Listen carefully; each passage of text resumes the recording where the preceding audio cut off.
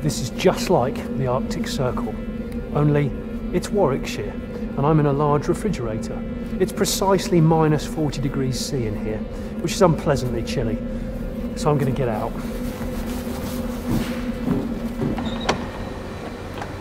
Oh, that's better.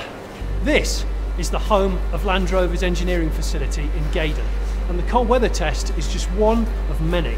The reason I'm here is to find out more about these endurance tests and discover precisely what goes into ensuring the Range Rover EVOQUE enjoys a lifetime of reliability.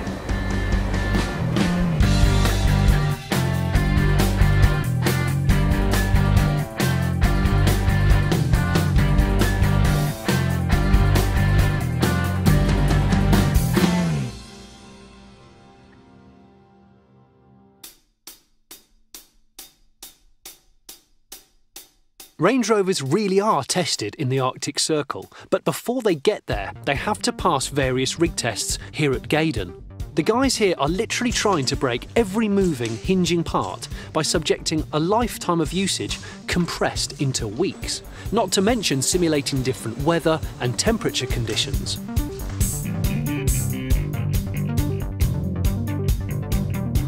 Imagine, if you will, taking a car like the EVOQUE to Death Valley in Arizona, which is pretty much the hottest place where they test cars, parking it and walking away for 21 days. Well, that is precisely what's going on in there. That is a man-made replica of Death Valley. This chamber can get up to 110 degrees C. That's 1050 watts of power. What that does is to heat the inside and the outside of the car up to the most extreme temperatures that it would ever experience. The idea being, is everything going to cope? Is the car going to expand and contract? Are the plastics going to melt? Are the panel gaps going to be the same? So it's basically accelerating the age of the car. From cold weather to hot weather, dry weather to wet weather, from occupancy safety to a simple repetitive petrol cap filler test, nothing is overlooked. And all of it is tested in a facility where all the data can be gathered and stored, all to ensure that this vehicle will be fault-free. Join me in part 2 and find out just why I'm getting so wet.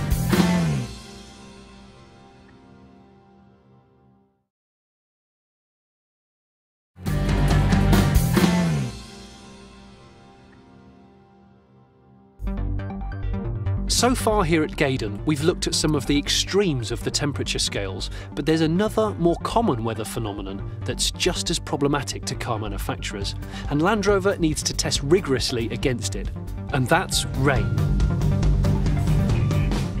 This is the water test facility, because water really is a car's worst enemy. The theory is quite simple. The idea is to keep the inside of the EVOQUE and the occupants dry and happy, but that means the people outside the EVOQUE are likely to get drenched, because above me there's a rig that can simulate monsoon rain conditions in a matter of minutes. I think I'll probably be okay though, because I've got this anorak on and this brolly though.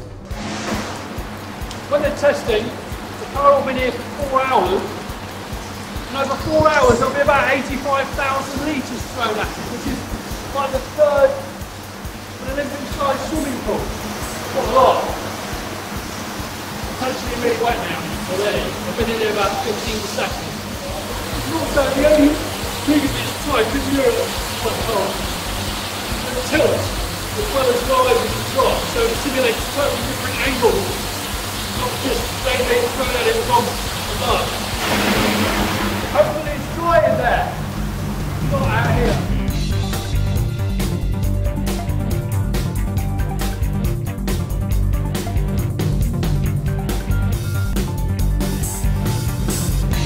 Believe it or not, there's two guys inside that car right there. And they've got these ultraviolet lights, and they're trying to detect any water that might be ingressing into the car. So they're just checking for defective seals or any water getting in through any nooks and crannies at all. And they'll be in there for up to 2 hours at a time, which must be a little bit strange.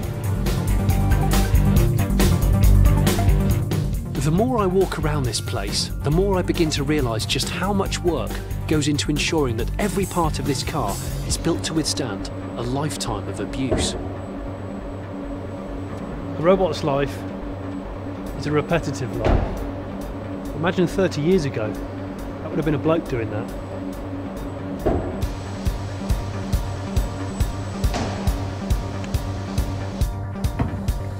It's a relentless clutch and brake test. Quite attractive legs. This really is an incredible place. Every time I turn a corner, there's something new and interesting.